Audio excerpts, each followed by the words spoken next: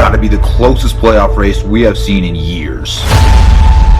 With Miami, when these brothers get rolling, I think they're a major, major threat. My biggest take is that we might be sleeping on Boston a little bit too much here. Embiid and Simmons, other than the freak, are capable of playing at a higher level than anyone else. Yes! Oh, my goodness! Why swiveling to the cup? Oh, a sledgehammer! Just past the 4-minute mark. Donovan step back three. Got it! Okay, Donovan.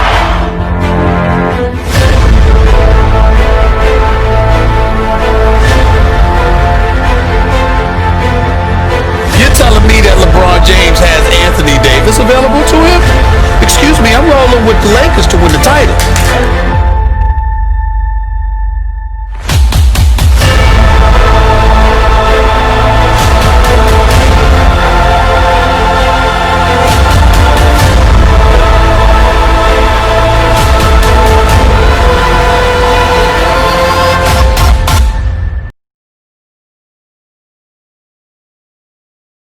Welcome back, everybody, to another episode of the Clutch Talk podcast /YouTube /We Do It All. And today we got a very, very, very special guest. We got my guy Holden, man. Me and Holden go way, way, way back. I don't even want to introduce. I want Holden to go ahead and introduce himself. Go ahead, Holden. Let the fans know on the spot, who you are. Oh, man. Just like John said, man, we go way back to the high school days. Just always talking about basketball. Is crazy at lunch. Exactly. Any possible time. We are always arguing. Always arguing. Lakers, Warriors, Holden and Steph, Classic. And Holden also works at St. Mary's and is a manager at the basketball team. So we got our first real official solidified college guest on the show. I'm very happy to have you here with us, Holden. So today, we got the Bubble Awards. So the awards that we're going to be giving out today these awards are only based on the bubble. So those seeding games, the playoff games, and the play-in games. So the awards we're going to give out today are similar to the NBA awards, except I added a little bit of a twist. So we have the Most Improved Award, we have the Defensive Player of the Year, the Rookie of the Bubble, Coach of the Year, Teammate of the Year. I think Dirk Nowitzki is the best international player of all time. So I got the Dirk Award, which is the best international player of the bubble. I have the least improved award. I have the Dennis Rodman Award, which is the most underrated because Dennis Rodman is extremely underrated. Ron Artest, the best hustler award. Gary Payton Award, just the best trash talker. Scoring title champ, and of course the classic MVP. Gotta go with, man. So, with no further ado, you ready to get into this, Holden? Ready, let's go. All right, so we're gonna go ahead and start with the Most Improved Player. Holden, you want to kick this off for us? Man. All right, so I'm gonna have a little bit of a hot take. I actually went with Jamal Murray. I know he's like a borderline all-star caliber player, but just the way he was playing in the playoffs, averaging 32 points a game. His shooting was crazy. 55% from the field, 53% from three. Just playing out of his mind. Out of his mind. Did nobody see this coming? No. Nobody saw this coming from. I definitely didn't. For my Most Improved, I went with T.J. Warren, the player nobody really knew about before the bubble. So in the regular season, T.J. Warren averaged 19 points on 53% from the field, 40% from three. In the bubble, he took his points from 19 to 26.7 points per game on 55% from the field and 47% from deep. He took his assists from 1.4 to 2.4. His rebounds, he got 2 more rebounds per game in the bubble. And instead of shooting 81% from the free throw line, TJ Warren shot 92% from the free throw line in the bubble. Also put up, the first game in the bubble, put up 53 points. That's killing. I was like, who is TJ Warren? Who is TJ Warren? So, Holden, I got a question for you. Of course. So, do you think TJ Warren was only able to do this because Sabonis was out? Or do you think he can do this with Sabonis in there as well? I think he can do this occasionally. I don't think he can do this on a game-by-game on a basis. game, yeah, because this is like all-star numbers. No. So I think, you get back to the regular season, everyone's healthy, they're playing. He's probably going back to. He's going back to. I agree. But I mean, if he can keep this up with Sabonis, the Pacers are a contender. They're a young and up and coming team for sure. Exactly. Okay, so we're gonna move on to the Defensive Player of the Year.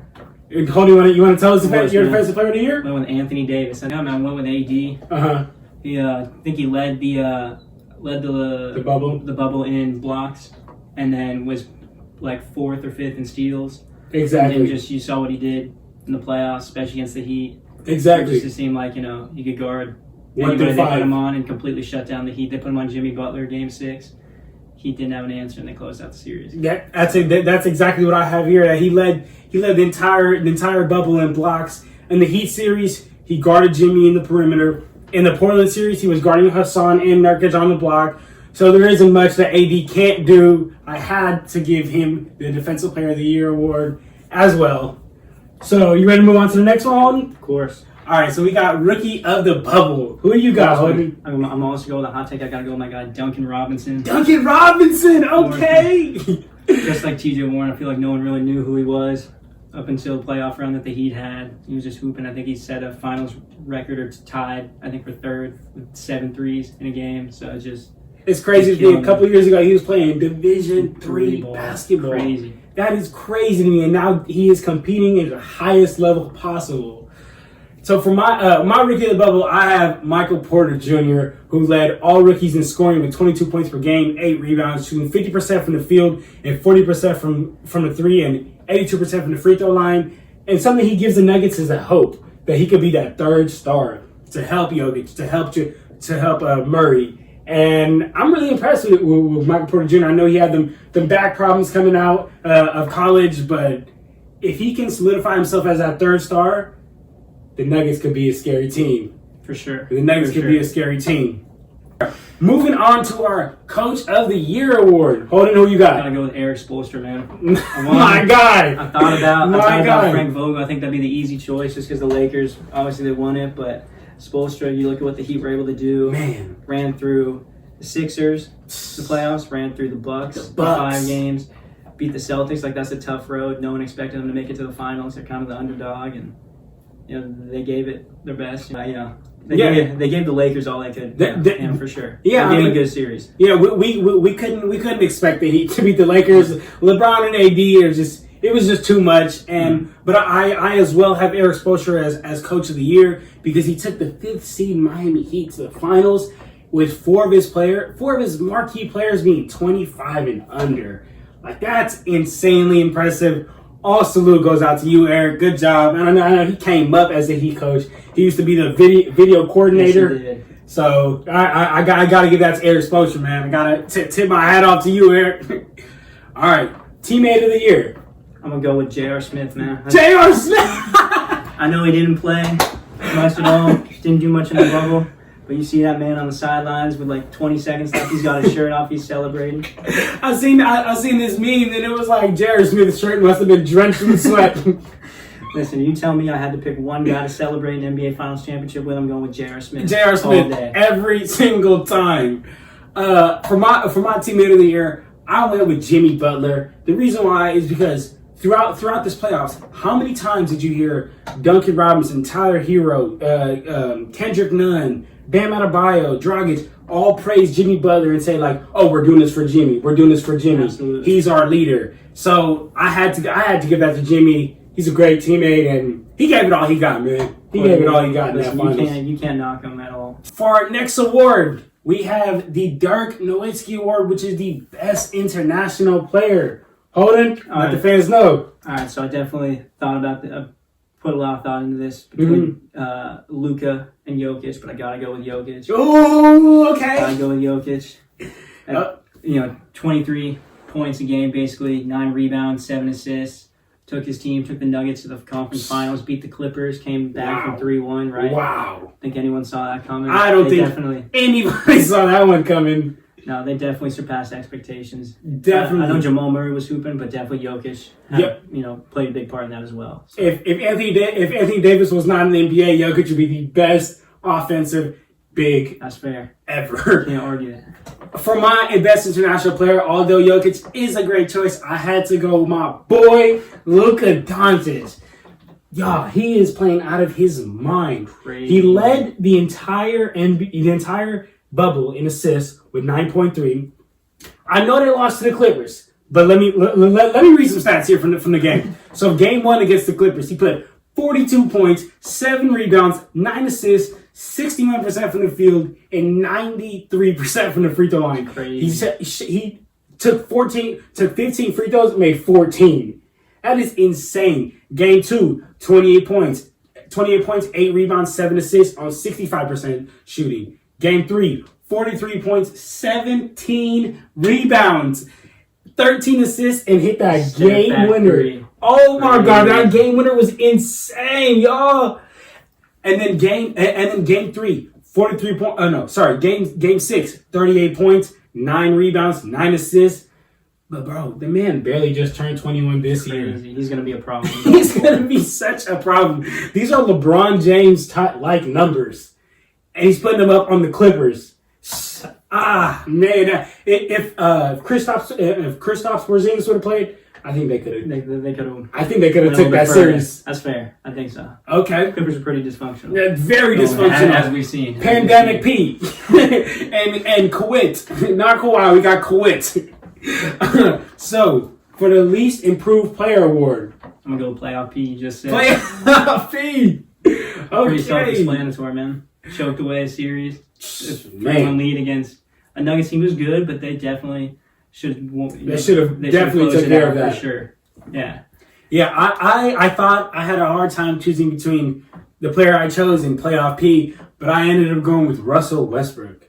Man, I don't even know what happened to Russell Westbrook. In the beginning of it, right after they traded Clint Capella, he actually started to play great because the lane cleared up. He could get to the hoop. He could do what he wanted. Came to these playoffs, he had his lowest playoff averages ever: 17 points, 4 assists, and he shot 53% of the free throw line. That's terrible. Free throws are free shots, and he made a little more than half of his shots. It's just absolutely horrific. Russell Westbrook, you need to get that together, man. Maybe that's why Kevin Durant left you. Moving on to the next award, we got the Dennis Rodman Award, y'all. We have the most underrated player. I got a hot take on this one. I'm not gonna lie to you. It may sound like he's not underrated, but I went with Jason Tatum. Because, look, y'all, so in the first round versus 76ers, game 1, he put 32 points, 13 rebounds, 47% from the field, 40% from the 3, and 90% from the free throw line. Game 2, he put his playoff career high, 33 points on 60% shooting and 67% from the 3. Game 4, 28 points, 15 rebounds, 55% from the field, 40% from 3.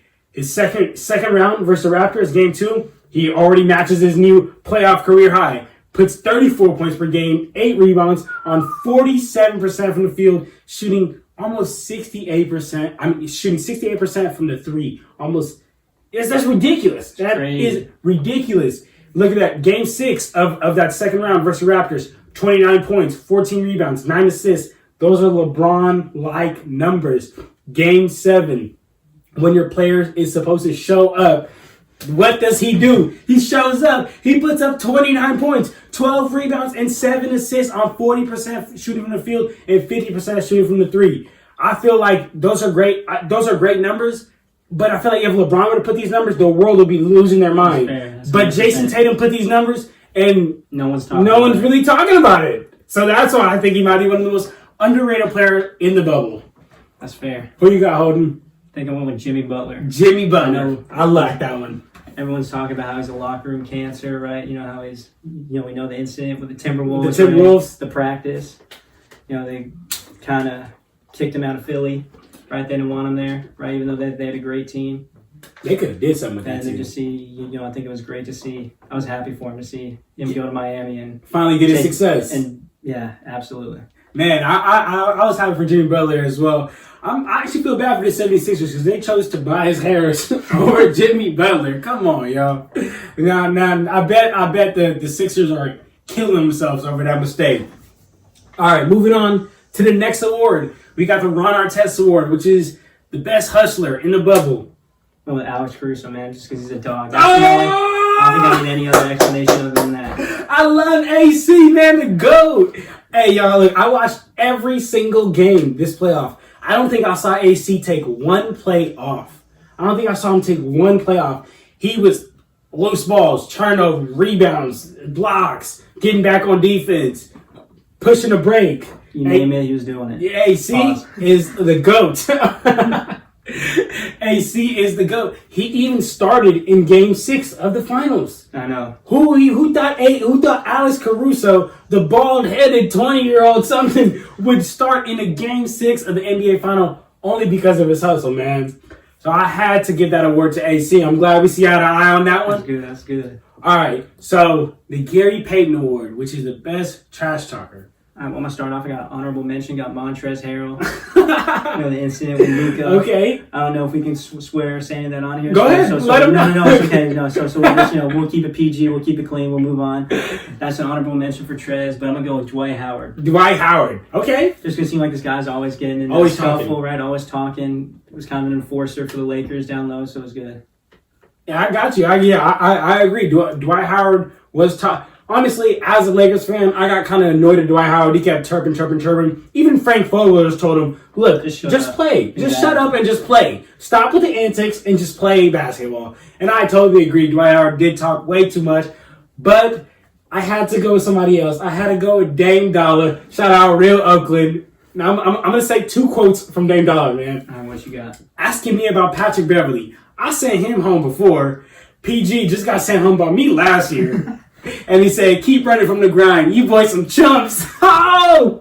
When he said that, I had lost it, y'all. I was so happy for Dame. And he was killing. He was talking, but he could back it up. Back it up. Sure. Exactly. Talking about Dame, moving on to the next award. We got the scoring title champ. I got Dame. You got Dame? I actually just went straight to the numbers and went with LeBron. Led the entire bubble with 734 points. Oh, my God. AD, Oh, my goodness. 1 point short of LeBron. Oh, my God. And 1 less point. LeBron is LeGoat James. I had to go. I totally agree. I have LeBron in a different award, but the reason why I went with Dame is because in the seeding games, not in the playoffs, only in the seeding games, 37 points per game, 9 assists, 4 rebounds, 1.3 steals, 49% from the field. And then in the seeding games, he put 51 points and then 61 points back to back. That's insane. Ridiculous. And then in the playoffs, numbers dipped off just a little bit, but not. I mean, from 37 to 33. 33 points per game, 8 rebounds, one steal per game, 47% from the field, 42% from deep, and 92% from the free throw line. I personally think I love Dame, but he got burnt out. Fair. Because, look at this. Game 1 versus the Lakers, 34 points, 42% from the field. Game 2, 18 points, but he hurt his finger, left him right in the middle of the third. I get that. Game 3 came back, 34 points, 40% from the field, 92% from the free throw line. Game 4, 11 points, 33% from the field, and Game 5 did not play. I just think he got burnt. That's tough, man. The injury didn't help. So it's tough. Now, for the final award, for the one everybody is here to know and listen, Holden, I want you to tell me, who is your bubble MVP? I know I just said him, but I'm going to go with LeBron James. LeGoat James. You have any reasoning or just because of LeBron? I don't think I need a reason. I totally agree. I think he's the best player in the world, best player in the league. Insane right now. Great, even at 35, 36, whatever he is. Hit 30. Oh my goodness, y'all. So I love LeBron. So I wrote up a whole lot about this one, y'all. So y'all bear with me on this right here. So let's take all this into a credit, you guys. Let's take a credit that LeBron is, like Holden said, 35 years old. The man is in his 17th season. Okay, let's go through his bubble stats. 26 points per game, 9 rebounds, 8 assists, 1 steal, 1 block, shooting 52% from the field, 36% from 3, which is impressive for LeBron. Absolutely. 70% from the free throw line, which is insanely impressive for LeBron. So, just in the playoffs, like Holden mentioned, LeBron had 700 points, 150 rebounds. He had over 150 rebounds and over 150 assists. There's only been one other player in NBA history to do that in the postseason. That was Larry Bird. He did that in 1986. He did that once. This is LeBron's 6th time doing this. This is insane. I lost it when I read this. I was like, what in the what? LeBron is just too good. So my brother one time, man, shout out Junior, shout out my brother, man. One time he told me the best type of ability is availability. LeBron at 35 years old did not miss one single game in the playoffs. That's crazy, y'all.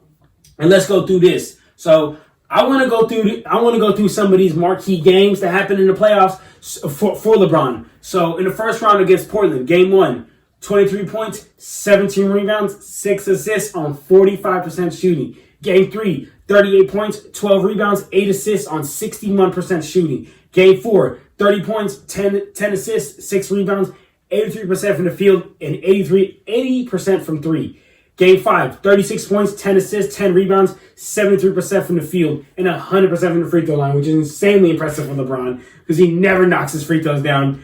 So in the first round, LeBron had 2 triple-doubles and 2 double-doubles. That's crazy. At 35.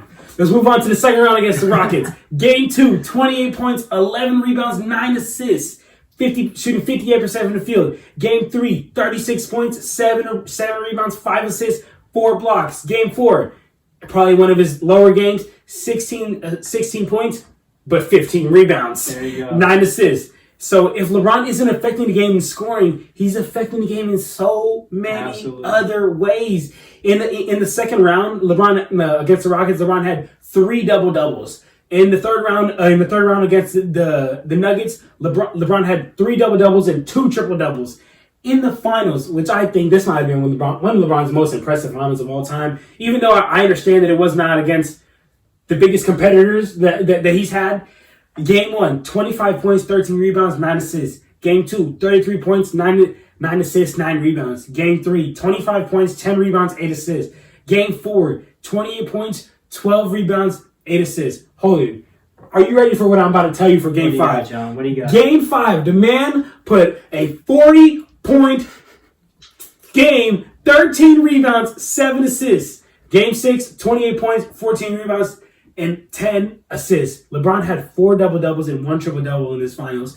This just, to me, you know personally how much I love Kobe. Man, RIP Kobe, man. And in high school, everybody knew I was the Kobe guy. Kobe was my GOAT. But I have to say, I now study the most basketball I ever have my whole life. I believe that LeBron James has passed Kobe Bryant, Michael Jordan, and everybody else. Can we get that record? You think he's the greatest player of all I time? think LeBron James is the greatest player to ever touch a basketball. It's just crazy because when you take Kobe at 25 and LeBron at 25, okay, I may take Kobe.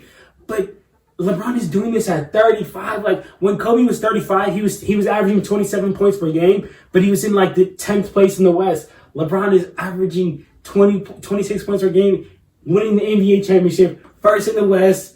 I do a credit to AD. I got to give some credit to AD. But if LeBron wasn't there, the Lakers would be just like the 2018 Pelicans. I agree. 100%. Barely making the playoffs. I agree. 100%. So even the game, like I mentioned, even the games that he didn't score much, he still affected the games. And at the end of the day, I was looking at some of these numbers. So some players who could have been MVP of the bubbles were Dame, 30 years old. He played 40 minutes per game. James Harden, 31 years old. He played 36 minutes per game. Jimmy Butler, he could have been an MVP, 31 years old. Played 36 minutes per game. Luka Doncic could have been MVP, 21 years old, 35 minutes per game. AD, 27 years old, played 35 minutes per game. LeBron James is 35 and played 36 minutes per game. That's crazy to me, y'all. And it's not like he was missing games. He wasn't dropping games. Y'all heard his stats earlier. So I'm baffled by LeGoat James over here. This is just the greatest player of all time, in my opinion. And if I could, I'd give every award to him. Listen, that's fair. Can't argue with that.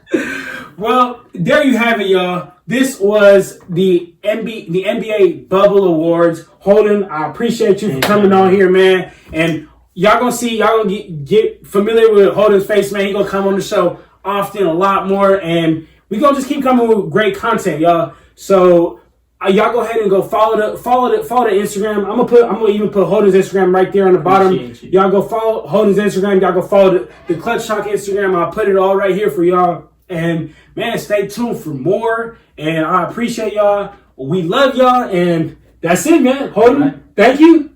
And we out here, y'all.